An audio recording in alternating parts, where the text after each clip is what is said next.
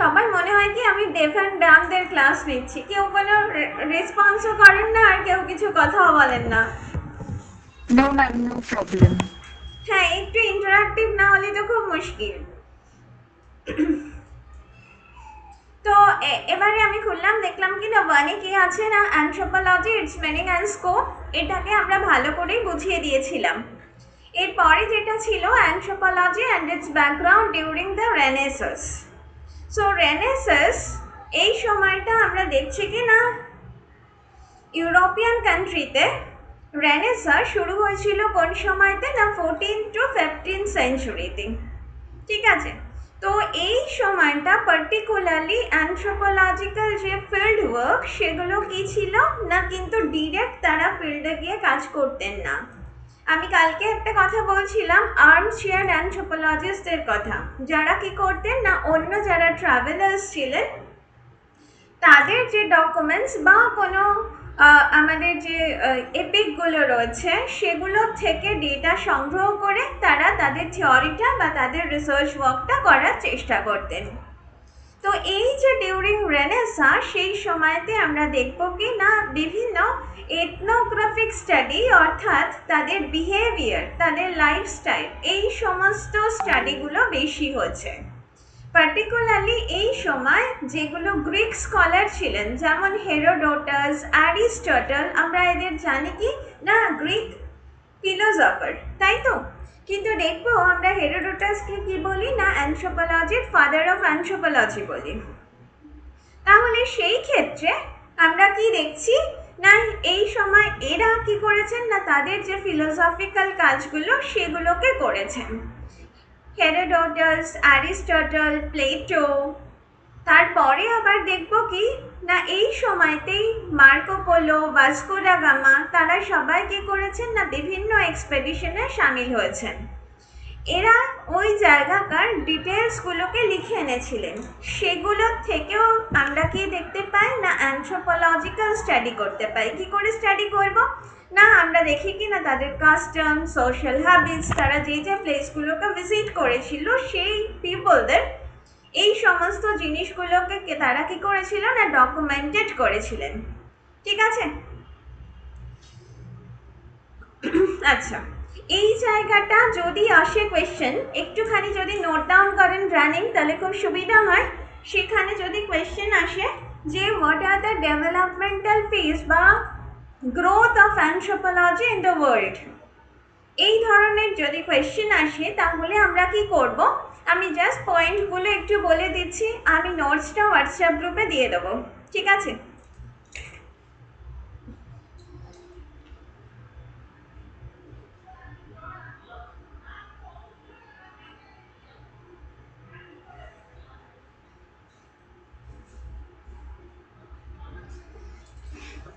যখন থেকে অ্যানথ্রোপোলজি ওয়ার্ল্ডে শুরু হয়েছিল সেই সময় থেকে মডার্ন টাইম অবধি পুরো টাইম পিরিয়ডটাকে আমরা কি করি না কতগুলো পিরিয়ডসে ডিভাইড করি।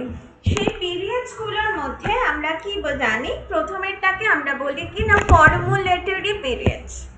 সো এই ফর্মুলেটরি পিরিয়ডসে বিভিন্ন ট্রাভেলার্স, এক্সপ্লোরার এরা সবাই কি করেছিল না তারা যে ডকুমেন্টেশন করেছিলেন তাদের ট্রাভেলগুলোকে বা এক্সপ্লোরেশনগুলোকে সেগুলো থেকে আমরা কি করি না ডেটা কালেক্ট করি, অ্যানথ্রোপোলজিক্যাল ডেটা। সো এই সময় কারা কারা কাজ করেছিলেন, হেরোডোটাস, প্রোটোগোরাস, সক্রেটিস, প্লেটো, অ্যারিস্টটল। এবার আপনারা বলবেন কি এরা তো আবার অ্যানথ্রোপোলজিস্ট কি করে হলো।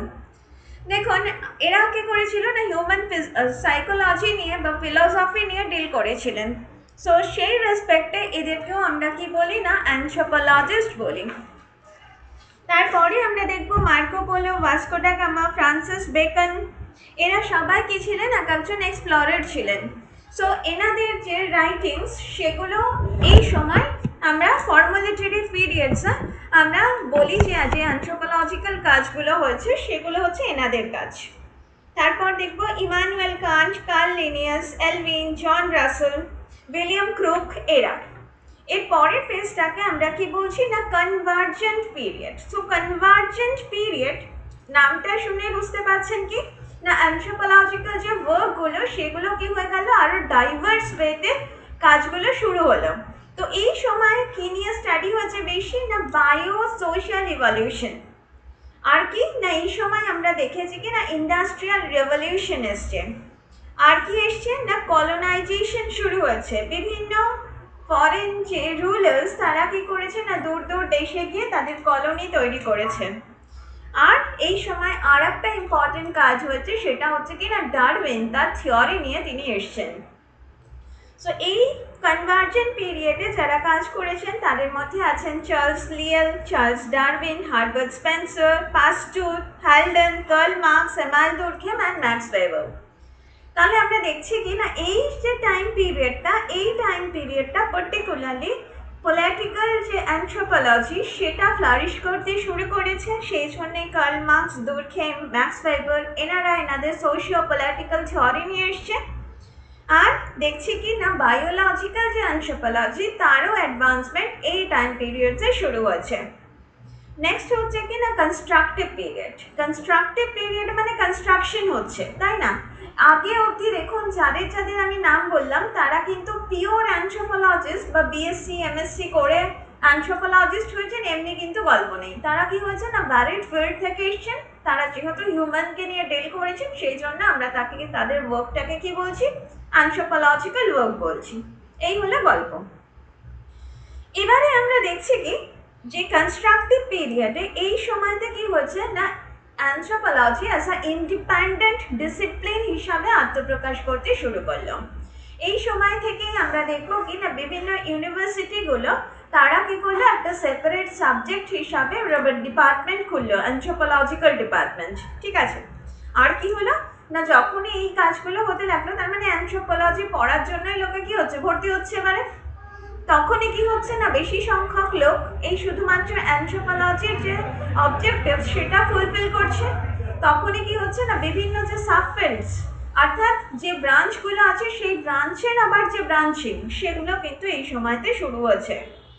এই সময় দেখবো কিছু ফেমাস অ্যানথ্রোপোলজিস্ট কাজ করেছেন, যেমন E B Tylor, Frazer, Morgan, Maines. এদের সবার কথাই আমরা কোথা থেকে পড়বো 103 সোশ্যাল কালচারাল অ্যানথ্রোপোলজি যখন পড়বো তখন দেখবেন এনারা ভীষণভাবে ফেমাস হয়ে গেছেন। নেক্সট হচ্ছে কি না critical periods last. So critical period মানে কি হচ্ছে না ক্রিটিসাইজ হচ্ছে, তাই না? এবার দেখুন এই সময়টায় কি হচ্ছে না বিভিন্ন স্কুল অফ থটস সেগুলো কি হচ্ছে অ্যারোজ করছে। এগুলো আমরা 103তে পড়বো। Evolutionism, functionalism, structuralism, personality and cultures. এই যে ডিফারেন্ট স্কুল অফ থটস এই সময়টা থেকে কি করছে না মার্চ করতে শুরু করেছে। ঠিক আছে, তাহলে এই কোয়েশ্চেনটা যদি দেয় যে what are the developmental phase of anthropology in the world তখন আমার এইভাবে আনসারটা করতে হবে। এখানে আপনাদের সবটাই করা আছে কিন্তু কেমন করে করা আছে সবকটাই একটা ক্লাব করা আছে, তাই না? সো পয়েন্ট করে লিখতে আপনাদের মনে রাখতেও সুবিধা আর জিনিসটা দেখতেও ভালো লাগে। ম্যাম বলছি যে তিনটে যে স্কুল অফ থট ছিল মানে American school of thought, British school of thought, German school of thought, তো ওইটা কোন পিরিয়ডে এসেছিল ম্যাম? সেই কনস্ট্রাকটিভ পিরিয়ডে? কনস্ট্রাকটিভ পিরিয়ডে। তার আগে অবধি তো সবাই কাজ করেছে, কেউই অ্যানথ্রোপোলজিস্ট ছিল না, আমি যেটা বললাম।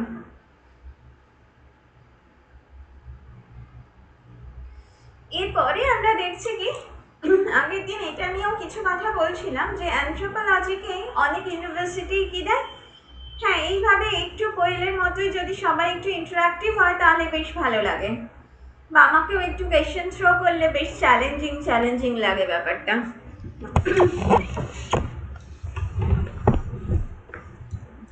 তো দেখা যাক যে আমি যেটা বলছিলাম সেটা হচ্ছে কি না আমরা দেখেছি যে অনেকগুলো ইউনিভার্সিটি, ও আর একটাও কথা আপনাদেরকে বলে দিই যে আপনারা মনে করে দেবেন যে আমাকে ক্লাসের পরে যে আমি 103রও 3টে ক্লাস স্যারকে আরও দিতে হবে, টোটাল 8টা ক্লাস হবে আপনাদের। আচ্ছা, এইবার যেটা বলছিলাম যে বিভিন্ন ইউনিভার্সিটি যেমন ক্যালকাটা ইউনিভার্সিটি বা স্টেট ইউনিভার্সিটি, আমাদের এখানে কি ডিগ্রি আমরা পেয়েছিলাম না বিএসসি ডিগ্রি পেয়েছিলাম বা এমএসসি ডিগ্রি পেয়েছিলাম। আপনাদের ইগনুতেও যদি আপনারা খেয়াল করে দেখেন তাহলে দেখবেন যারা ব্যাচেলার্সে পড়ছে আন্ডার গ্র্যাজুয়েট অ্যানথ্রোপোলজি নিয়ে, তাদের কিন্তু ডিগ্রিটা বিএসসি। কিন্তু আপনারা যেই মুহূর্তে মাস্টার্স হয়ে গেলেন, কেন কোনো অজ্ঞাত কারণে আপনাদের কি হয়ে গেল না আর্টসের ডিগ্রি হয়ে গেল, বলতে পারবো না কেন এই সিস্টেমটা।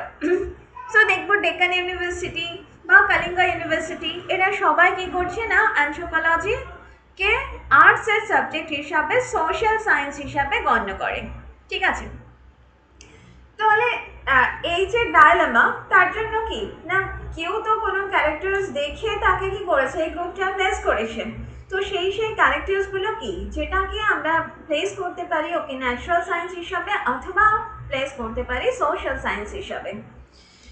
সো দেখি, যখন অ্যানথ্রোপোলজি স্টিল ইমার্জ করছে তখনও কি হয়নি, ওর এত গ্রুপ এত ব্রাঞ্চিং এত কিছু হয়নি, তখন অবধি ওকে কি বলা হতো না ন্যাচারাল সায়েন্স হিসাবে কনসিডার করা হতো। বিকজ কি হচ্ছে না তখন আমরা প্রথম দিন বলেছিলাম যে অ্যানথ্রোপোলজির কি আছে না দুটো অবজেক্টিভস আছে মেন। সেই দুটো অবজেক্টিভস কি কি, একটা হচ্ছে ইভ্যালুয়েশন স্টাডি করা আর একটা হচ্ছে কি না ভ্যারিয়েশন স্টাডি করা। সো আগেকার দিনে যখন অ্যানথ্রোপোলজি সবে সবে একটা সাবজেক্ট হিসাবে ইমার্জ করতে শুরু করেছে, তখন ও কি নিয়ে ডিল করতো particularly it is interested in evolutionism. ঠিক আছে, সেটা সোশ্যাল কালচারাল হতে পারে অথবা বায়োলজিক্যাল ইভ্যালুয়েশনও হতে পারে। তাহলে এই যে অ্যাপ্রোচ, এই অ্যাপ্রোচের আন্ডারে ওরা কি কনসিডার করতো যে ম্যান হচ্ছে আ পার্ট অফ নেচার, তাই তো।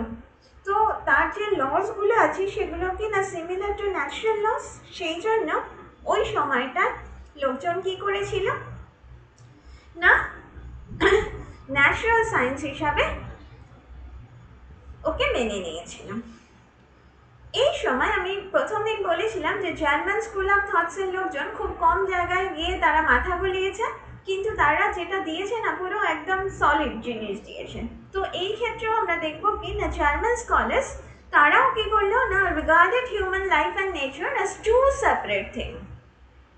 তারা বললো যে ন্যাচারাল লাইফের একটা পার্ট হিসাবে হিউম্যান লাইফ মোটেই তা না, কারণ আমরা কি করি না নেচারকে মোল্ড করতে পারি, নেচারকে আমরা চেঞ্জ করতে পারি আমাদের কালচার দিয়ে। ওকে, সো ইট ইজ সেই জন্য ওরা কি করলো না ন্যাচারাল সায়েন্স না বলে ওরা সোশ্যাল সায়েন্স বললো। ঠিক আছে, আবার কিছু কিছু স্কলার আছেন যারা কি হচ্ছে অদ্ভুতভাবে একটা ডায়লেমায় ভুগছে, এদিকেও যাচ্ছেন না ওদিকেও যাচ্ছেন না, সেটাকে না ম্যালিনাউস্কি। সুতরাং আপনাদের যদি এই কোয়েশ্চেনটা এইভাবে আসে যে anthropology is the natural and social science explain, তাহলে আমরা প্রথম কি করবো অ্যানথ্রোপোলজির একটা ডেফিনেশন দেবো, তারপরে কি করবো না ওকে ন্যাচারাল সায়েন্স আগে কেন বলা হতো সেটাকে বলবো, তারপরে বলবো কি না জার্মান স্কলার্সরা তাকে সোশ্যাল সায়েন্স বলেছে, তারপরে বলবো কি না কে কোন ফিল্ডে গেছে। অনেকটা অ্যানথ্রোপোলজিস্ট কাজ করেছেন, তারা কি করেছেন না কিভাবে অ্যানথ্রোপোলজিকে দেখেছেন, মানে যেটাকে এখানে অনেকেই আছে যারা ডাব্লিউবিসিএস বা ইউপিএসসির জন্য অ্যানথ্রোপোলজি নিয়েছো, তারা জানো কি আনসার লিখতে গেলে একটা কেস স্টাডি বলতে হয়, তাই না? কেস স্টাডি দিলে সেটা অনেক স্ট্রেংথ হয়। তো সেই কেস স্টাডিগুলো হচ্ছে কি না ডিফারেন্ট স্কলারের ভিউগুলো এখানে। তো আমিও একটা রিকোয়েস্ট করবো আপনাদেরকে, যদিও আপনারা সবাই নিজেদের ফিল্ডে কাজ করেছেন এবং সবাই নিজেরা প্রতিষ্ঠিত, তাও আমি আমার দিক থেকে বলছি অ্যাজ আ টিচার আনসারের যে ফরম্যাটটা সেটা যদি একটুখানি দুটো তিনটে জিনিসে ভাগ করা থাকে তাহলে নাম্বারটা একটু বেশি আসে। সেটা হচ্ছে একটা ইন্ট্রোডাকশন, একটা বডি, একটা কনক্লুশন। আর যখনই আমরা কি করছি বেশি একটু পয়েন্ট করে দিচ্ছি বা বুলেট করে দিচ্ছি, তখন কিন্তু নাম্বারটা একটু হলেও ভ্যারি করে। আর একটা কথাও বলছি, আপনাদের সবসময় কি থাকে একটা ওয়ার্ড লিমিট থাকে, আপনাদের মনের যে কোয়েশ্চেনের আনসারগুলো লিখতে হয় সেগুলো সবকটাই 20 মার্কসের। সো 500 ওয়ার্ড লিমিট থাকে। সো আমিও রিকোয়েস্ট করবো আপনাদের যে এটা কখনোই যেন মোর দ্যান 600 না হয়ে যায়, তাহলে না আমাদেরও এই অ্যাসাইনমেন্টগুলো দেখতেও ভালো লাগে না। এক একটা অ্যাসাইনমেন্ট আমার কাছে এলে পরের বার আমি দেখাবো, আপনাদেরটাই আসবে যদিও বা, তখন আমি দেখাবো যে এই মোটা মোটা 100 নম্বরের আনসার লিখতে যে কী করে 30-40 পাতা লোকজনের লাগে আমার জানা নেই। তো সেই জায়গাটা একটুখানি যদি খেয়াল করে করেন তাহলে কিন্তু ভালো হয়। ম্যাম আর একটা কোয়েশ্চেন আছে, সো বুলেট পয়েন্টস আর এনকারেজড, রাইট? তো আমি বুলেট পয়েন্টস লিখতে পারি, তাই তো? এক্স্যাক্টলি কিছু ওকে ওকে, ডায়াগ্রাম দিয়ে দিলাম, আমার লিখতেও কম হচ্ছে, দেখতেও ভালো লাগছে। আমি জানি না 102 আপনাদেরকে করাবে, যদি আমি করাই তাহলে দেখবেন ওখানে তো ফিজিক্যাল বা বায়োলজিক্যাল অ্যানথ্রোপোলজি, সো ওখানে বেশি একটু ডায়াগ্রাম দিয়ে দেওয়া, বা আমিও যখন যদি পড়াই, আমি জানি না সীমা ম্যাম বলে আরেকজনও আছেন, তিনিও ক্লাস নিতে পারেন আপনাদের। তো সেইগুলোতে আমি একটু প্রেফারই করবো যে ডায়াগ্রামেটিক রিপ্রেজেন্টেশন। যাই হোক, যেটা বলতে যাচ্ছিলাম, সো কেস স্টাডির মধ্যে আমরা যেগুলো দেখছি যে ম্যালিনস্কি, আমি আগের দিনেও এনার কথা বলেছিলাম যে ইনি কী করেছিলেন না ফিল্ড ওয়ার্ক করেছিলেন সবিয়েন্ট আইল্যান্ডার্সের ওপর। এটা বারবার বলছি যাতে আপনাদের মাথায় গেঁথে যায় জিনিসগুলো। তো এই ম্যালিনস্কি কী করেছিলেন না, উনি অ্যানথ্রোপোলজিকে মানে পুরো একদম মধ্যখানে দাঁড়িয়েছিলেন, stands between natural and social science.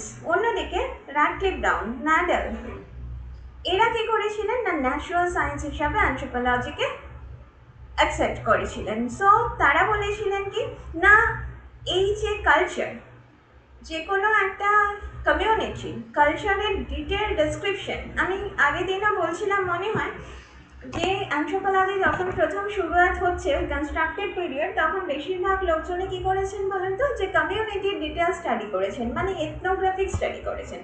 Biological দিকটা তখনও কিন্তু অতটা ঝুঁকেননি। আফটার 1900 যখন ম্যান্ডেলসের লটা রিডিসকভার হলো, তখন তারা কি করলো না বায়োলজিক্যাল অ্যানথ্রোপোলজির দিকে শিফট করার চেষ্টা করলো। তার আগে অবধি বেশিরভাগ কাজই হচ্ছে কি না সোশ্যাল কালচারাল রিলেটেড। সো এই র্যাডক্লিফ ব্রাউন, ন্যাডেল, এরা সবাই কি না সোশ্যাল কালচারাল অ্যানথ্রোপোলজিস্ট। দেখবো গিয়ে র্যাডক্লিফ ব্রাউন কি করেছিলেন না স্ট্রাকচারালিজম এই কনসেপ্টটা দিয়েছিলেন। যাই হোক, সো এরা তখন বললেন কি যেহেতু অ্যানথ্রোপোলজি কি করে না কোনো একটা কালচার স্পেসিফিক কালচারকে নিয়ে স্টাডি করে, সেই জন্য ওকে কি বলবো না ন্যাচারাল সায়েন্স।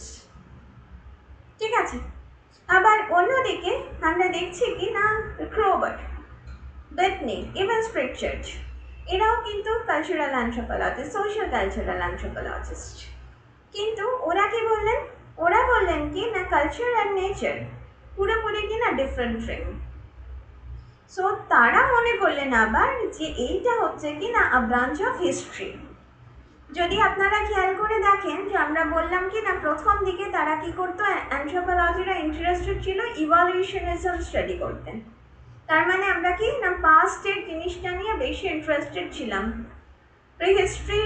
Prehistorical periods. তো ওরা সেই জন্যই কি বললেন না anthropology is a branch of history. Okay, আবার দেখছি কি না অন্য যারা আছে তারা বললেন কি না অ্যাপ্লাইড যে অ্যানথ্রোপোলজি পরবর্তীকালে কি তা সেখানে কি হচ্ছে না ফিজিক্যাল অ্যানথ্রোপোলজি বেশি করে কি হচ্ছে না ইউজ হচ্ছে। কারণ আমাদের ব্রেন ডেভেলপমেন্টের সাথে সাথে আমাদের কালচারও কি হয় না ডেভেলপড করে। যদি ব্রেনটা ডেভেলপ না করতো, তার ভলিউম যদি ইনক্রিজ না করতো, তাহলে কি হতো না কখনোই কালচার আসতো না। তাহলে তারা আবার কি বললো, না না এদেরকে আমরা কি বলি না সোশ্যাল সায়েন্স হিসাবে গণ্য করি। সো পরবর্তীকালে আমরা কি করলাম, ওকে ন্যাচারাল সায়েন্স এই কনসেপ্টটাকে ফেলে দিলাম, ফেলে দিয়ে কি করলাম না সোশ্যাল সায়েন্স হিসাবে অ্যানথ্রোপোলজিকে ক্লাসিফাই করতে শুরু করলাম। এবার অ্যাজ আ সোশ্যাল সায়েন্স এর কার সাথে সাথে রিলেশন আছে না sociology, psychology, geography, economics, political science, এদের সাথে কি দেখছি কি না ভীষণভাবে অ্যানথ্রোপোলজি রিলেটেড। অন্যদিকে বায়োলজিক্যাল অ্যানথ্রোপোলজি তারা আবার কার সাথে রিলেটেড, অ্যানাটমি, ফিজিওলজি, এমব্রায়োলজি, জেনেটিক্সের সাথে রিলেটেড। আবার আর্কিওলজিক্যাল ভিউ পয়েন্ট থেকে যদি দেখি তাহলে তারা আবার কার সাথে রিলেটেড না geologist, paleontologist, soil chemist, physicist, linguist, archaeologist এদের সাথে। তাহলে আপনারা খেয়াল করে দেখুন যে কোনো না কোনো সাবজেক্টের সাথে প্রত্যেকটা যতগুলো পৃথিবীতে সাবজেক্ট আছে বলা যায় সবার সাথে কি না অ্যানথ্রোপোলজি কোনো না কোনোভাবে রিলেটেড। সো অ্যানথ্রোপোলজিক্যাল এই অ্যাপ্রোচ, আমি প্রথম দিনের ক্লাসে বলেছিলাম দুটো অ্যাপ্রোচ আছে, একটা হচ্ছে কি না হোলিস্টিক অ্যাপ্রোচ, আর একটাকে বলেছিলাম কম্পারেটিভ অ্যাপ্রোচ। সো এই ক্ষেত্রে যখন আমরা দেখলাম যে ওর সাথে কি আছে না সমস্ত সাবজেক্টের রিলেশনশিপ আছে, তো তখন আমরা তাকে এই অ্যাপ্রোচটাকে কি বলছি, কনজাংটিভ অ্যাপ্রোচ। যেমন গ্রামারে কনজাংশন কি করে না দুটো ওয়ার্ড বা দুটো সেন্টেন্সের মধ্যে লিঙ্ক আপ তৈরি করে, ঠিক তেমনি ভাবে অ্যানথ্রোপোলজি অন্য যে কোনো সাবজেক্ট, সেটা ন্যাচারাল সায়েন্সের সাবজেক্ট হোক বা সোশ্যাল সায়েন্সের সাবজেক্ট হোক, তার সাথে কিন্তু ইন্টার রিলেটেড। সেই জন্য এই অ্যাপ্রোচটাকে আমরা কি বলছি না কনজাংটিভ অ্যাপ্রোচ। ক্লিয়ার? কোথাও বুঝতে অসুবিধা থাকলে প্লিজ।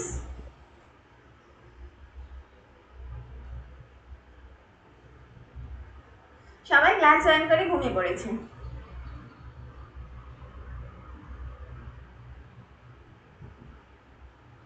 না ম্যাডাম, ঠিক আছে, বলুন। নেক্সট হচ্ছে কি না অ্যানথ্রোপোলজি অ্যান্ড কলোনিয়ালিজম। তার আগে আমরা কি দেখবো না কলোনিয়ালিজম কাকে বলে সেটা একটুখানি দেখে নিই। কলোনি আমরা কাকে বলি না যখন ধরুন আমাদের দেশের লোকজনই কি করেছে না অন্য একটা বাউন্ডারি টেরিটরি, সেখানে গিয়ে কি করছি না জোর করে সেই জায়গাটাকে দখল করে আমরা সেখানে রাজত্ব করছি, আমাদের পাওয়ার্স আমাদের কথাবার্তায় তারা শুনতে বাধ্য হচ্ছে, তখন আমরা তাকে কি বলি না কলোনি বলি। সো এই কলোনিয়াল টাইমে অ্যানথ্রোপোলজি দেখবো কি না ভীষণভাবে ফ্লারিশ করেছিল, বা এই সময়টা অ্যানথ্রোপোলজিক্যাল যে কাজগুলো সেগুলো খুব ভালো করে হয়েছিল। তো তার পিছনে কারণগুলো কি কি সেটা আমরা দেখে নিই। তো দেখছি যে অ্যানথ্রোপোলজি যখন থেকে ব্রিটিশরা আমাদের ভারতবর্ষে এসছে সেই সময়টা থেকে আমরা বলি কি না ট্রু কলোনিয়াল যে শাসন ব্যবস্থা তার আন্ডারে আমরা গেছি। তার আগে আমাদের ফরাসিরা এসছে, কিন্তু তারা অল্প কিছুদিন থেকে তারা চলে গেছিল, তাই না? সো একটা লং টাইম তারা আমাদের এখানে এসে রাজত্ব করেনি, সেই জন্য তাদের ইম্প্যাক্ট আমাদের উপরে যে খুব বেশি পড়েছিল তা না। সো যখন ব্রিটিশরা এলো তারা সঙ্গে করে তারা কি করেছিল না কিছু অ্যানথ্রোপোলজিস্টকে তারা সঙ্গে করে নিয়ে এসেছিলেন অ্যাজ আ অ্যাডমিনিস্ট্রেটর। এবার তারা মেনলি কি করতে এসেছিলেন না বিজনেস করতে এসেছিলেন, বাণিজ্য করার জন্য তো এসেছিলেন। সো এই বিজনেস করার জন্য যখন এলেন তখন ধরুন আমি বলছি যে আমি একটা জায়গায় কি করতে চাইছি না কিছু জিনিস কিছু ফুড আইটেম সেখানে আমি বিজনেস করব, ঠিক আছে? তো আমি যে লোকালিটিতে যে কমিউনিটিতে আমি বিজনেসটা করব সেখানকার লোকাল লোকজন কি খায় সেটা তো আমাদের জানাটা খুব দরকার, বা তাদের কোনো ফুড রিলেটেড কোনো ট্যাবু আছে কিনা সেগুলো আমার জানাটা দরকার, আদারওয়াইজ আমি কি হব ওখানে সাকসেসফুল হব না। তো সেই ক্ষেত্রে তারা কি করলেন না ওই অ্যানথ্রোপোলজিস্টদের তারা কাজে লাগালেন, তারা ওই কমিউনিটিগুলোর কি করলেন না ডিটেল এথনোগ্রাফিক স্টাডি করলেন, তার ফলে তাদের ফুড হ্যাবিট, ড্রেস প্যাটার্ন, তাদের কালচার্স, বিলিভস এই সম্পর্কে একটা আইডিয়া নিলেন। এটা একটা ফার্স্ট পয়েন্ট। নেক্সট পয়েন্ট কি হচ্ছে না তারা কিন্তু এখানে অনেক দিন থাকার জন্যই এসেছিলেন। সো তারা আমাদের এখানকার যে প্রবলেমসগুলো সেগুলোকে জানতে চাইলেন, জানে সেগুলোকে সলভ করার চেষ্টা করলেন, যারই ফলস্বরূপ আমরা দেখবো কি না ইস্ট ইন্ডিয়া কোম্পানি রেলপথ, তাই না, রেল লাইন তৈরি করেছিল তাদের যাতায়াতের সুবিধার জন্য। তাহলে সেই প্রবলেমসগুলোকে জানার জন্য তাদেরকে কি করতে হবে না এথনোগ্রাফিক স্টাডি করতে হবে। নেক্সট কি, আপনি আমার দেশে এসছেন, আমি এই দেশের অধিবাসী, কিন্তু আপনি কি করছেন না ছড়ি ঘোরাচ্ছেন, অটোমেটিক কি হবে আমার বা আপনি কি করছেন আমাকে এক্সপ্লয়েট করছেন, তো আমি অটোমেটিক কি করবো না রিবেল করবো। সো এই রিবেলিয়নের যে কারণগুলো বা কোথায় কোথায় রিবেলিয়ন হতে পারে সেগুলো জানার জন্য তারা কি করলেন অ্যানথ্রোপোলজিস্টকে কাজে লাগালেন। তাই দেখবেন যে ব্রিটিশ আমলে কলোনিয়াল টাইমে যে কটা মুভমেন্ট হয়েছিল সব কটাকেই তারা কি করেছিল খুব সহজে হ্যান্ডেল করতে পেরেছিলেন। অন্যদিকে আর কি না, যে জায়গাটা থাকবো আমি সেই জায়গাটার যে ল্যাঙ্গুয়েজ, সে জায়গাটার কালচার, তার সাথেও তো আমাকে কিছু অ্যাকাস্টমড হতে হবে, আদারওয়াইজ কি করবে না, লোকজন আমাকে অ্যাকসেপ্ট করবে না। তো সেই জন্য কি হয়েছিল, অ্যানথ্রোপোলজিস্ট তার কাজ করেছিলেন। সো এই জন্য কি হয়েছিল, অ্যানথ্রোপোলজি আর কলোনিয়ালিজম, সেটা আমি ফর এক্সাম্পল দিলাম ইন্ডিয়ার রেসপেক্টে। সো অন্য যে কোনো জায়গায় যে কেউ কলোনি যখন স্থাপন করেছিল, সেই জায়গায় কি হয়েছিল না, অ্যানথ্রোপোলজিক্যাল ওয়ার্ক ভীষণভাবে ফ্লারিশ করেছিল। ক্লিয়ার? সো আমি যদি বলি ইন্ডিয়ান রেসপেক্টে এই সময় দেখবো কি না, শরৎচন্দ্র রয়, যাকে আমরা কি বলি না, father of Indian anthropology. So father of Indian anthropology, তিনি দেখবো কি না, ব্রিটিশদের তিনি রায় বাহাদুর খেতাব পেয়েছিলেন। তাহলে বুঝুন যে তিনি ব্রিটিশদের কতটা কাছের লোক ছিল। তিনি অ্যাডমিনিস্ট্রেটর ছিলেন ওই সময়কার। তিনি বেঙ্গল, বিহার, ওড়িশা তার হচ্ছে ওয়ার্ক জোন ছিল, ঠিক আছে। তো এই জায়গাটায় আমরা দেখি যে কিনা একটা বিশাল বড় ট্রাইবাল বেল্ট আছে। পার্টিকুলারলি এখানে 5টা মেন ট্রাইবস রয়েছে, সাঁওতাল, মুন্ডা, হো, এরা। সো এই যে ট্রাইবদের ওপরে তিনি ডিটেলড এথনোগ্রাফিক স্টাডি করেছিলেন এবং সেই সম্পর্কে কিছু মোনোগ্রাফস তিনি পাবলিশ করেছিলেন। তাহলে এই হয়ে গেল গিয়ে গল্প কি না, অ্যানথ্রোপোলজি অ্যান্ড কলোনিয়ালিজমের গল্প। তাহলে এখানেও একটাই কথা, যে এখানে দেখবেন কলোনি, যে কোনো জিনিস যখন আমরা বলবো না, তখন যে দুটো জিনিস নিয়ে জিনিসটা কনসিস্ট কোয়েশ্চেনটা দিয়েছে, সেগুলোকে একটুখানি ডিফাইন করার চেষ্টা করবেন, তাহলে কিন্তু স্ট্যান্ডার্ডটা একটু হাই হয়ে যায়। সো এখানেও তাই অ্যানথ্রোপোলজির একটা ডেফিনেশন দিলেন, তারপর কলোনিয়ালিজম কাকে বলে বললেন, তারপরে বলুন যে অ্যানথ্রোপোলজি আর কলোনিয়ালিজম কিভাবে রিলেটেড, আর লাস্টে কি করুন, ইন্ডিয়ান এক্সাম্পল দিন, আমি যেমন বললাম। ম্যাম কেস একটা স্টাডি কথা ম্যাম, জিজ্ঞাসা কেস করতে স্টাডি। চাই। হ্যাঁ কোয়েল বল। বলছি যে এই যে না আপনি ম্যাম, ব্লক বলছিলাম কেস আলাদা আলাদা স্টাডি। বলছেন। দুজন কথা বলছে, অরুন্ধতী, কোয়েল, দুজনেই হ্যাঁ, একজনে। আমি জিজ্ঞাসা করতে চাইছিলাম যে এই যে ব্লক ওয়াইজ আপনি বলছেন, সেই ব্লক ওয়াইজ কি ধরনের কোশ্চেন আসতে পারে সেটা যদি একটু মানে আলাদা করে বলে দেন কোশ্চেন গুলো, তাহলে আমরা নোট ডাউন করে নিয়ে রেডি করতে পারি আর কি। হ্যাঁ, আমি তো আর এই আমরা তো যখনই আমি এই জন্যই ব্লগ খুলে খুলে করাতে শুরু করছি, এবং কি ধরনের কোয়েশ্চেন আছে আমি বলতে বলতেই যাচ্ছি। আচ্ছা, না আমি আরেকটা জিজ্ঞেস করছি যে ওই প্রতিটা ব্লকের শেষে একটা করে কোশ্চেন প্যাটার্ন দেওয়া আছে, কিছু এক্সাম্পল দেওয়া আছে হ্যাঁ কোশ্চেনের হ্যাঁ হ্যাঁ, বইটাতে। তো আমি সেই কোশ্চেন সেগুলো গুলো নিয়েও করলেই কি আলোচনা করে হবে? দেবো। মানে সেগুলো করলেই শুধু হবে আমাদের? বাবা এইটা না আমি ঠিক বলতে পারবো না, কারণ আগে বললামই যে আগে ইগনোর আনসার করার সুবিধা ছিল, যে প্রিভিয়াস ইয়ার কোয়েশ্চেন করে গেলেই হয়ে যেত। কিন্তু আপনাদের থেকে কি হয়েছে না, পুরো সিলেবাসটা চেঞ্জ হয়েছে, সেমিস্টার ওয়াইজ হয়েছে, সেই জন্য প্রিভিয়াস ইয়ার কোয়েশ্চেন নেই। ও এটা একটা গল্প। তাও আপনারা করতে পারেন কি, যেটা MAN001, তার যে হ্যাঁ, কোয়েশ্চেন্সগুলো প্রিভিয়াস ইয়ারের, সেগুলো দেখতে পারেন, কারণ সেই সিলেবাসের সাথে এই পেপারের সিলেবাসটা অনেকটা লিঙ্ক আপ আছে।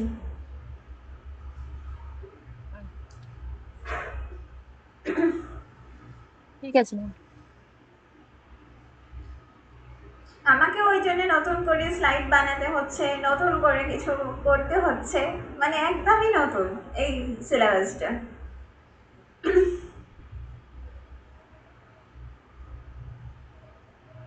আগে আপনাদের প্র্যাকটিক্যাল ছিল ফার্স্ট পেপারে, তারপর একটা প্রজেক্ট ওয়ার্ক করতে হতো ফার্স্ট ইয়ারে, সেগুলো এখন একদমই নেই। আপনাদের পুরো টোটাল ইয়েতে কারিকুলামেই হচ্ছে একটাই শুধু ডিসার্টেশন পেপার, সেটা কম্পালসারি, সেটা 100 মার্কসের। কিন্তু আগে সিলেবাসে একটা 100 মার্কসের ছিল, আর তার সাথে সাথে দুটো 30 মার্কসের প্রজেক্ট ছিল।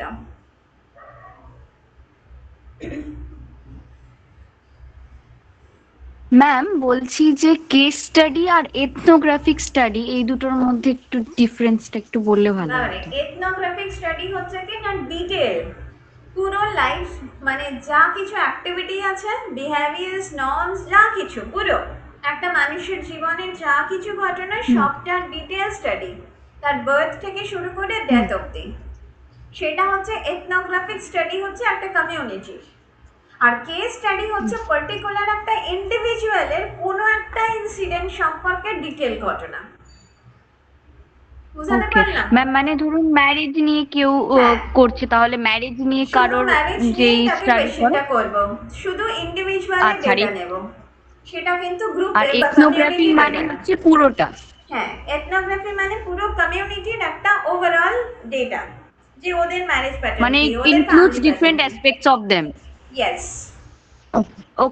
ওকে okay ma'am, thank you ma'am. তাহলে প্রতিটা কোয়েশ্চেনে যখন ওই কনক্লুড করব, তাহলে আমরা কেস স্টাডিটা কনক্লুড করে দিতে পারি যে মানে সব আমাদের রিনাউন্ড জায়গায় যে তো আমরা পারবো অ্যানথ্রোপোলজিস্ট না, আছেন। তো কিছু কিছু ক্ষেত্রে হুম, আমরা বলতেই পারি। Okay ma'am, thank you. আমি এই ক্লাসগুলো হয়ে যাক, আমি গ্রুপে একটা বই শেয়ার করব, ঠিক আছে, অ্যানথ্রোপোলজির বই। তো ওকে ম্যাম, অনেকটা ওকে। হেল্পফুল হবে। ওখানে দেখবেন যে অনেক আনসারের ভালো করে আনসার রাইটিং আছে ওখানে। হ্যাঁ, দুটো তিনটে বই আমি গ্রুপে শেয়ার করে দেবো। Thank you ma'am. আচ্ছা, তো কোথায় গেলাম? ও, এর পরেরটা আছে কিনা holistic perspective. So holistic perspective ভীষণ ভীষণভাবে ইম্পর্টেন্ট, যে why anthropology is called holistic science। এই ধরনের কোয়েশ্চেন বা হোলিস্টিক অ্যাপ্রোচের উপরে শর্ট নোটস দেখবে অনেকবার এসছে ওই 1001 এর পেপারটা। তো এই অ্যাসপেক্টটার কথা আমি অনেকবার বলছি। সেখানে কি হচ্ছে না, আমরা দেখলাম কি না হিউম্যান লাইফকে তার সে কী করে, অ্যানথ্রোপোলজি সমস্ত অ্যাসপেক্ট দিয়ে স্টাডি করে, তাই জন্যই আমরা তাকে কি বলছি না হোলিস্টিক সায়েন্স বলছি। তো এই কোয়েশ্চেনটা অনেকবার আলোচনা করেছি, আমি এই জায়গাটা আর যাচ্ছি না। সো ব্লক 1 হচ্ছে ইউনিট 1 হচ্ছে কমপ্লিট। এরপরে দেখছি কি না ইউনিট 2। ইউনিট 2 সেখানে কি বলছে, সেখানে আছে কি না সায়েন্স কাকে বলে সেটাকে আগে ডিফাইন করেছে। বিকজ আমরা আলটিমেট কনক্লুশনে কি যাবো, যে anthropology is also a science. দেখবো আমরা অনেকেই ডেফিনেশনে কি বলেছে না, anthropology is the total science of man. তো সেই জায়গাতে আমরা দেখে নিই যে সায়েন্স বলতে কি বোঝে। আমরা দেখি কি না সায়েন্স কাকে বলছে না, সায়েন্স হচ্ছে কি না যখন আমি কোনো একটা থিওরি বা কোনো একটা এক্সপেরিমেন্ট, সেটা আমিও করছি, আপনারাও করছেন, সবারই কি হচ্ছে না সেম রেজাল্ট আসছে, সেম ফাইন্ডিংস পাচ্ছি, তখনই সেটাকে আমরা কি বলছি, বিজ্ঞান বলছি বা সায়েন্স বলছি, যেটাকে কি করছি আমরা লজিক্যাল এক্সপ্লেন করতে পারছি। সাপোজ এই সায়েন্স সেটা কিভাবে ইভলভ হলো সেটা আবার একটুখানি দেখে নিই। তো দেখুন, যখন আমরা একদম শুরুতে চলে যাই, যখন পৃথিবীতে কি হয়েছে, মানুষ এসছে। ধরুন আপনারা কলেজে পড়েন, কলেজে পড়ে আপনারা ফার্স্ট ইয়ারে ঢুকেছেন। তো ফার্স্ট ইয়ারে ঢুকলেই সেকেন্ড ইয়ারের যে দাদা দিদিরা আছে তারা কি করতে আসে, একটুখানি কিন্তু যেটাকে আমরা আপনাদের ল্যাঙ্গুয়েজে বলা হয় কি না চাটা, তো আমরা কি করে না চাটতে আসে, তাই না, তাকে একটু র্যাগিং, সেটাকে ঠিক র্যাগিং বলে না, তাও এমন কিছু তারা দেয় যাতে মনে হয় কি না আপনারা তাদেরকে ভয় পান। তো মানুষও যখন পৃথিবীতে এসেছিল তখন তারা কি করেছিল, যে সুপার ন্যাচারাল যে পাওয়ার আছে তাকে কি করেছিল না কন্ট্রোল করার চেষ্টা করেছিল ভয় দেখিয়ে, ঠিক আছে। তাহলে সেই সুপার ন্যাচারাল পাওয়ারকে যখন সে কি করছে, কন্ট্রোল করার চেষ্টা করছে, যে কোনোভাবেই হোক না কেন, সেই প্রসেসটাকে আমরা কি বলেছি না ম্যাজিক। তাহলে দেখছি কি না সায়েন্স বিজ্ঞানের আগে কে এসছে না ম্যাজিক বা জাদুবিদ্যা এসছে। এবার আপনারা যদি দেখেন যে পিসি সরকার যে ম্যাজিকগুলো দেখাতেন সেটার মধ্যে কি ছিল, অনেকটাই কিন্তু সায়েন্স ছিল, সেই জন্য আমরা কি বলি অনেক সময় ম্যাজিককে সিউডো সায়েন্স বলি। তো এই যে সিউডো সায়েন্স কেন বলি না, ম্যাজিকের যে পারফরমেন্সগুলো লোকজন একজন ম্যাজিশিয়ান করছে সেটাও কি হচ্ছে না, যদি ঠিক ঠিক প্রসিডিওরগুলো অ্যাপ্লাই করে তাহলে সবাই কি করবে না সেম রেজাল্টই পাবে, তাই তো, সেই জন্যই তো আমরা ম্যাজিক শিখি। তাহলে যখনই কি হয়ে গেল না সেই রেজাল্টগুলো ইনএভিটেবল হতে শুরু করলো, তখনই সেটা আর কি থাকলো না, ম্যাজিক থাকলো না, তাকে আমরা কি বললাম না সায়েন্স বললাম, তাই তো। এবার আমরা দেখছি কি না সায়েন্স এই বিজ্ঞানও কি করে না নেচারের অনেক লকে বা অনেক এভিডেন্সকে বা আসপেক্টকে ঠিকঠাক করে ব্যাখ্যা এখনো অবধি আমরা করতে পারিনি। তো দেখবেন ওই সেই আবার সেই কলেজের গল্পই বলি, যখন দাদা দিদিরা কি করলো আমাদের ভয় দেখিয়ে তাদের কন্ট্রোলে আনতে পারলো না, তখন তারা কি বললো চল তোদেরকে রোল খাওয়াই, চাউমিন খাওয়াই, চ ক্যান্টিনে নিয়ে যায় একটু চা খাওয়াই। তার মানে কি আমাদেরকে এবারে ঘুষ খাইয়ে সোজা কথায় ওদের আন্ডারে আনার চেষ্টা করলাম।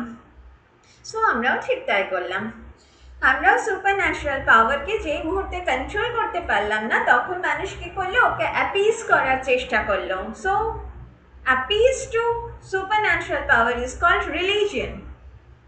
আমরা যে কোনো রিলিজিয়াস পারফরমেন্স সেখানে কি করি, আমরা কিন্তু যে সুপারন্যাচারাল পাওয়ার বা দেবতা গড যেভাবেই ডাকি না কেন তাকে কি করার চেষ্টা করি না সন্তুষ্ট করার চেষ্টা করি, অ্যাপিজ করার চেষ্টা করি, সেটা কি না রিলিজিয়ন। তাহলে আমি দেখছি কি না প্রথমে ম্যাজিক, তারপর সায়েন্স, তারপর কি এসছে না রিলিজিয়ন। এইভাবে কি হচ্ছে না ইভলিউশন হচ্ছে। তো সেক্ষেত্রে আমরাও এখানে কি দেখছি না প্রথমে তো বলা হলো কি না অ্যানথ্রোপোলজি সেটা হচ্ছে একটা ন্যাচারাল সায়েন্স। তো সেখানেও সেই একই কথা বলছে যে তাকে কি করছে না সায়েন্স হিসাবেই তাকে বলছে, সেটা আইদার ন্যাচারাল সায়েন্স অথবা কি হচ্ছে না সেটা সোশ্যাল সায়েন্সের মধ্যে। তাহলে আমরা এখানে দেখছি যে এই সায়েন্স কেন বলছে না, সায়েন্স বলছে যে এখানে যেমন থান্ডার, লাইটিং বা আর্থকুয়েক বা রেন সমস্ত কিছুর পিছনে আদি মানুষ মানে একদম প্রিমিটিভ ম্যান তারাও কি করেছিল একটা লজিক দেওয়ার কিন্তু চেষ্টা করেছিল। যেমন আপনারা এখনো খেয়াল করে দেখবেন যখন আর্থকুয়েক হয় তখন কি হয় না বিভিন্ন বাড়ি থেকে আমরা কি করি না শাঁখ বাজাই। সো সেই ক্ষেত্রে আমাদের বিলিফটা কি না, আমাদের বিলিফটা হচ্ছে কি না যদি আমি হিন্দুদের মতে ধরি তাহলে কি দেখবো না আমাদের যে পুরো ওয়ার্ল্ডটাকে তা সে কে ধরে রেখেছেন না একটা বিশাল আকার নাগ সাপ, তিনি কি করেছেন না মাথা দিয়ে সেটাকে পৃথিবীটাকে পুরো ধরে রেখেছেন। তো আমরা কি বলি যখন পৃথিবী পাপে পরিপূর্ণ হয়ে যায় তখনই উনি কি করেন না মাথাটা নাড়ান, তো তার ফলে কি হচ্ছে আর্থকুয়েক হচ্ছে। সো তাকে তুষ্ট করার জন্যই তখন কি করা হয় না ওই শাঁখ ঘন্টা পুজো করা হয়, ঠিক আছে। তাহলে এটা তো একটা বিলিফ, এটাকে একটা লজিক্যাল একটা থিঙ্কিং যে এটা হচ্ছে তার কারণটা হচ্ছে কি এটা, সেটাই আমরা সবসময় কি করি আমরা যখন সোশ্যাল অ্যানথ্রোপোলজির অবজেক্টিভসগুলো আপনি পড়িয়েছিলাম তখন দেখবেন ওখানে কি ছিল যে আমরা কি ফাইন্ড আউট করার চেষ্টা করি যে মানুষ যে কাজগুলো করছে সেগুলো কেন করছে, তার পিছনে লজিকটা কি আমরা জানার চেষ্টা করি। সেই জন্যই অ্যানথ্রোপোলজিকে কি করি না আমরা সায়েন্স হিসাবে বলি, ঠিক আছে। তো সায়েন্স কার সায়েন্স না হিউম্যানের সায়েন্স, সেই জন্যই কি হয় না জেনারেল যে সায়েন্স সেই সায়েন্সের সাথে আমাদের সায়েন্সের একটুখানি তফাৎ আছে, বিকজ আমরা কি করি না অন্য যে কোনো সায়েন্স তারা কি করে না ল্যাবরেটরি এক্সপেরিমেন্টসের ওপরে ডিপেন্ড করে যেগুলো কোর সায়েন্স, আর তারা কি না শুধুমাত্র বায়োলজি বা ফিজিক্যাল যে এন্টিটি সেটা নিয়ে কি ইন্টারেস্টেড, তারা কিন্তু কালচারটাকে তারা পার্ট হিসাবে ধরে না। কিন্তু আমরা কি করি যেহেতু হিউম্যানকে নিয়ে ডিল করি সেই জন্য সবসময় দেখি কি না কালচার বা সোশ্যাল যে আসপেক্টগুলো তার এফেক্ট কি পড়ছে না বায়োলজির ওপরে। সেই জন্য আমরা কি দেখছি না ইভলিউশনারি থিওরিও যখন দেখছি তখনও সেটাকে আমরা কি বলছি না বায়োকালচারাল ইভলিউশন। সেই জন্য যেমনভাবে বায়োলজিক্যাল থিওরিগুলো ইভলিউশনারি থিওরিগুলো যেমন লামার্ক, ডারউইন, সিনথেটিক থিওরি এগুলো যেমন ইম্পর্টেন্ট, ঠিক তেমনিভাবে আমাদের যে কালচার বা সোসাইটিটার প্রগ্রেস করার জন্য যে ইভলিউশনটা হচ্ছে তার যে থিওরিগুলো আছে যেগুলো টাইলার দিয়েছিলেন বা ইউনিলিনিয়ার ইভলিউশন, মাল্টিলিনিয়ার ইভলিউশন থিওরি সেগুলো সম্পর্কেও আমরা ইকুয়ালি ইন্টারেস্টেড। ওকে, সেই জন্য আর কি হচ্ছে আমরা সবসময় কি করছি না এই যে সায়েন্স অফ হিউম্যান আমরা কম্প্যারেটিভ ওয়েতে আমাদের রেজাল্টটা ড্র করার চেষ্টা করছি। সো কম্প্যারেটিভ মেথড আমরা ইউজ করছি। এই জায়গা থেকে আর কিছু পড়ার দরকার নেই, ঠিক আছে? এখানে একই জিনিস বারবার রিপিট করেছে।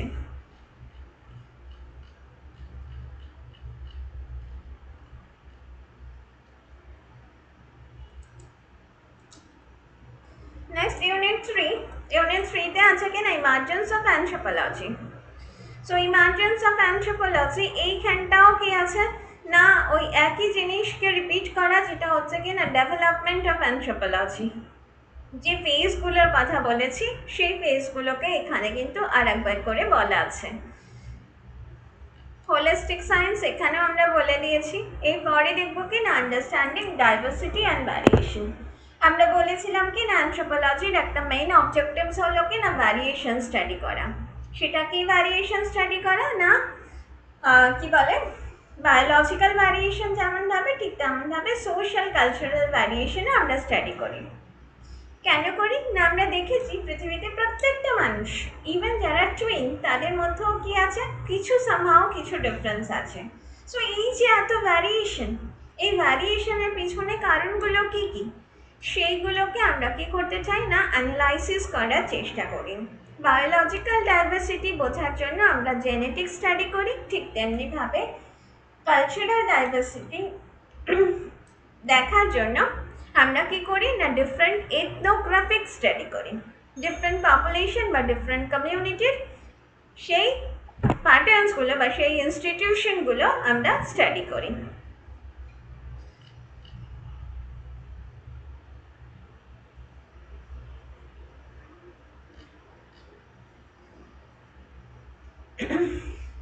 সো এখানে যখনই আমরা বলছি যে ভ্যারিয়েশনগুলো স্টাডি করি তাহলে প্রথমে প্যারাটায় আপনারা কি দেবেন, প্যারাটায় দিলেন কি না অ্যানথ্রোপোলজি ওভারঅল তার অবজেক্টিভস কি আর সে কীভাবে স্টাডি করে। এরপর দেখবো কি না প্রত্যেকটা ব্রাঞ্চ মানে 4টে ব্রাঞ্চ আছে, সেই 4টে ব্রাঞ্চও কীভাবে এটাকে স্টাডি করে মানে ভ্যারিয়েশন স্টাডি করে।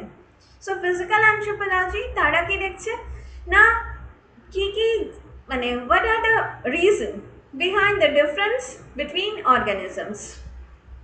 ঠিক আছে, শুধুমাত্র যে ডিফারেন্স আছে তা তো না, আমাদের মধ্যে সিমিলারিটি আছে, সেই জন্য আমরা সবাইকে কি বলছি না হিউম্যান। তাহলে আমরা কি করছি না তার ডিফারেন্স আর সিমিলারিটি দুটোই কি করতে চায় না ফিজিক্যাল অ্যানথ্রোপোলজি স্টাডি করে।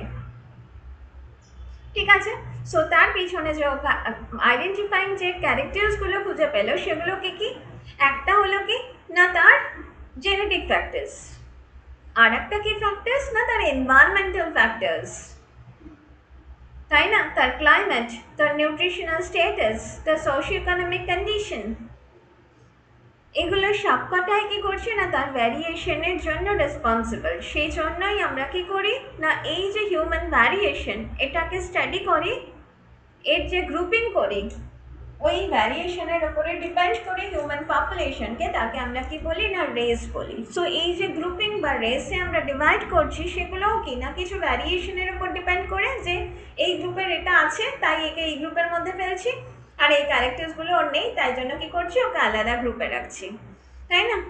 তাহলে such physical characters like skin color, eye, hairs, etc. etc. So এগুলো সবকটাই আমরা কোথায় দেখবো না 102 যে পড়াবেন তিনি বলবেন আরও ডিটেলে।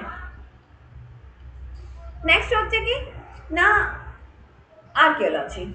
সো আর্কিওলজির ক্ষেত্রেও আমরা ভ্যারিয়েশন দেখি, কোথায় দেখি না যখনই আমরা কালচারাল ইভলিউশন দেখতে চাই তখন আমরা দেখি কি না পাস্ট যে সিভিলাইজেশন গ্রো করেছিল সেগুলোকে আমরা স্টাডি করি। আমরা জানি কি না একই সময়ে পৃথিবীতে 4টে বড় বড় সিভিলাইজেশন এসেছিল, একটা হলো কি না ইন্দাস ভ্যালি সিভিলাইজেশন, একটা মেসোপটেমিয়ান সিভিলাইজেশন ইজিপশিয়ান, আর একটা হলো কি না চাইনিজ সিভিলাইজেশন। সো প্রত্যেকটার মধ্যে কি আছে না কিছু ডিফারেন্স আছে, তাদের কিছু ডিমার্কেটেড ফিচার্স আছে, তো সেইগুলোকে কি করে না আর্কিওলজির লোকজন স্টাডি করে। নেক্সট হচ্ছে কি না সোশ্যাল অ্যানথ্রোপোলজি। সোশ্যাল অ্যানথ্রোপোলজি এই ব্রাঞ্চটা কি করছে না হিউম্যান সোশ্যাল বিহেভিয়ার ডিফারেন্ট, তাই না, বা আমাদের যে ইনস্টিটিউশনগুলো আছে সেগুলো ডিফারেন্ট। বাঙালিদের একটা বিয়ের কালচার, একটা মুসলিম বা খ্রিস্টানদের বিয়ের যে কাস্টমস রিচুয়াল সেগুলো টোটালি কি না আলাদা, সেই ভ্যারিয়েশনগুলোকে স্টাডি করে না সোশ্যাল অ্যানথ্রোপোলজি। আর আদার ব্রাঞ্চেস লিঙ্গুইস্টিক অ্যানথ্রোপোলজি, এখানেও দেখো সেখানেও কি আছে আমাদের ডিফারেন্ট ল্যাঙ্গুয়েজগুলোর মধ্যে ডাইভার্সিটি রয়েছে, ভ্যারিয়েশন রয়েছে। ইভেন বাংলা যে ভাষা তার মধ্যেও কি আছে, অনেক কিছু আসে। একটা দেখবে বলবে যে ঢাকার থেকে কি বলে চট্টগ্রামের ভাষা বা মেদিনীপুরের ল্যাঙ্গুয়েজ, এই সমস্ত যে রিজিওনাল ভ্যারিয়েশন সেগুলোকেও আমরা কি করি না, নোটিফাই করার চেষ্টা করি। ক্লিয়ার? সো এই হচ্ছে কি না ভ্যারিয়েশন